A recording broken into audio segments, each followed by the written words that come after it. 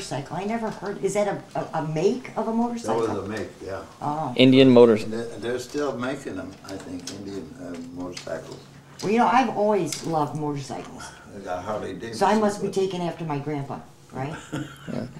So tell us again about how he. Yeah, he once got into. Yeah, about the Indian motorcycle and the cards. About him losing it.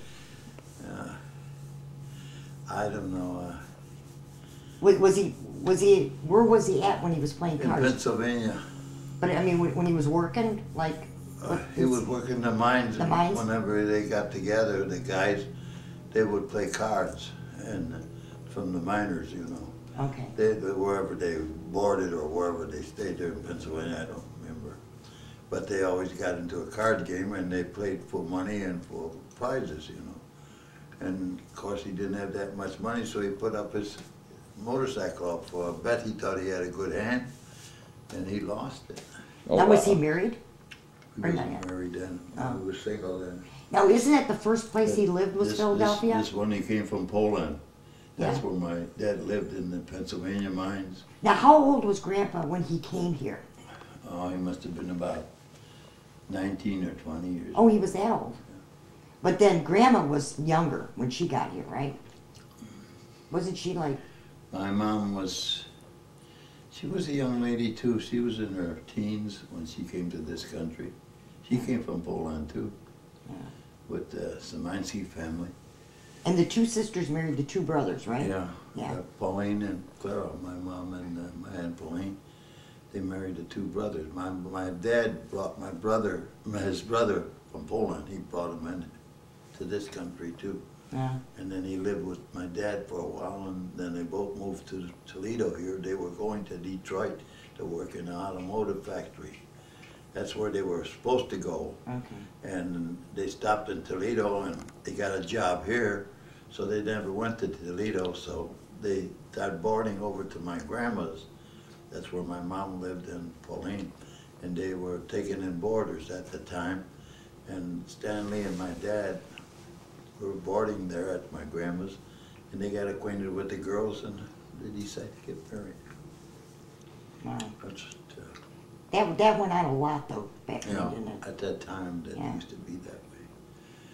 Yeah, that was quite. So his first job then was a miner. Oh yeah. Yeah, Yeah. that's what he thought. But he came here, and then he worked in this shop for a while, and he lost 2 fingers and a punch press. Oh, And that's he unbelievable. decided he didn't want to work in a shop. My grandpa, Szymanski, was a builder, Mhm. and he needed carpenters, and my dad says, well, would he take him to work for him? And he trained him as a carpenter, and my dad was really good at it, carpenter worker, and he knew more about building than the grandpa even did. He had a lot of good ideas. So after he worked several years with Grandpa, he decided he's going to build his own, be a builder himself. Yeah.